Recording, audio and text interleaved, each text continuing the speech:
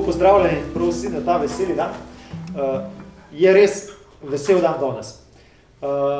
Iz več razlogov. Zdaj, če gremo čisto po vrsti, je najprej vesel zato, ker je to še ena potrditev dejstva, da Božja beseda se je učlovečila in se tudi še danes vedno znova učloveči. Pravzaprav z vsakim svetim pismom, z vsakim prevodom, ki pride na svet, se Božja beseda med nami učloveči, postane otipljiva, je z nami. In to je res velik dan. Delež pri tem ima tudi svetopisanska družba, seveda, ker njeno poslanstvo je to, da pravzaprav sodeluje pri učlovečenju na svoj način, s tem, da skrbi za to, da lahko ljudje dobijo Božjo besedo, da jo lahko berejo v svojem jeziku, v sebi razumljivi govorici. Zgodovina tega lepega dela svetopisanske družbe se začenja zame že davno, že pred mojim rojstvom. In sicer en od prvih takih sadov je bil prevod, ki ga imenujemo ekumensko sveto pismo. S tem prevodom sem jaz ga rasel.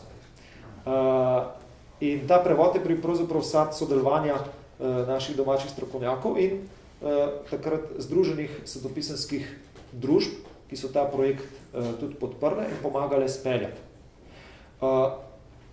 Velik dar je bila ta ekumenska izdaja svetega pisma tudi zato, ker je ekumenska. Ker to je bilo pa prvo sveto pismo, ki smo ga dobili Slovenci in je združevalo vse kristjane, prav katoličane, pravoslavne, protestante.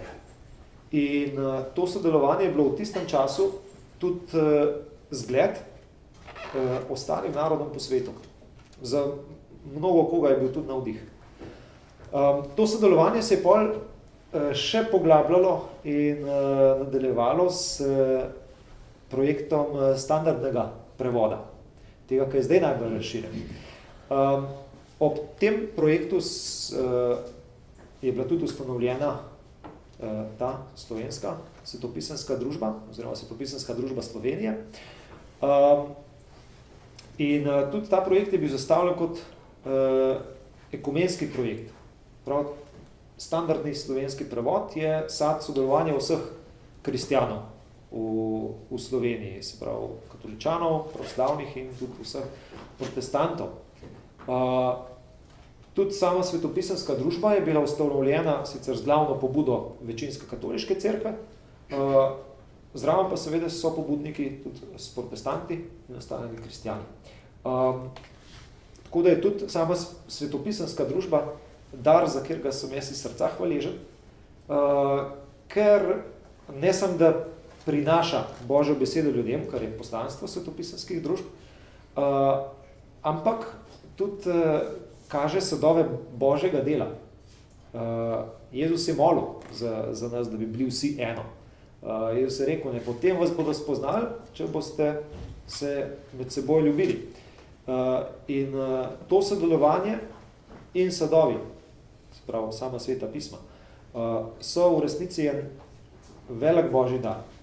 Jaz osebno sem zelo hvaležen za ekumenski prevod in za standardni prevod, ker če sem v ekumenskem rasel do konca srednje šole, sem pa ob standardnem prevodu študiral.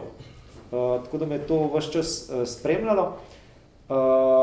In kasneje, ko sem tudi se začel javno udeleževati pri delu svetopisanske družbe, najprej kot prevajalec nastajajočega prevoda Življenje z Jezusom, potem kot član upravnega odbora in zdaj v zadnjem času kot predsednik.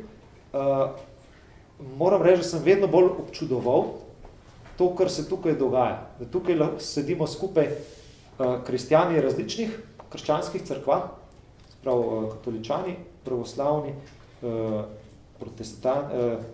evangeličani, binkoštniki, baptisti, adventisti, tako, bratje, Kristosovi bratje. precej različnih kristijanov, ampak tukaj v resnici skupaj delamo in doživljamo, kako je res, da je Bog tisti, ki združuje. Ker mi tukaj pri našem delu v središči ena Božja beseda, ob kateri se učimo vsi, en Jezus. In tiste človeške razlike, ki delajo med nami včasih propad, večje pa manjši, so tukaj ob strani.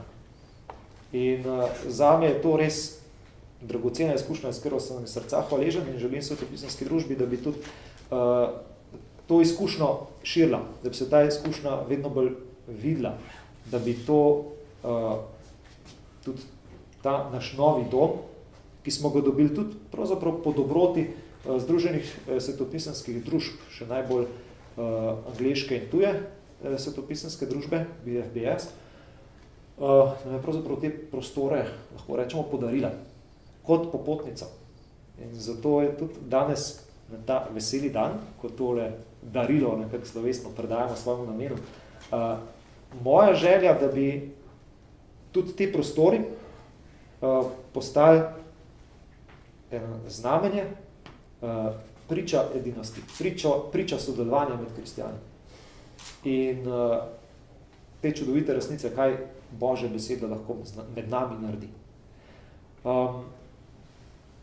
Tako da s tem, s to veselo željo, bi tudi zaključil in na koncu lahko samo še rečem, Bog blagoslovi nas, da bo res lahko še mnogo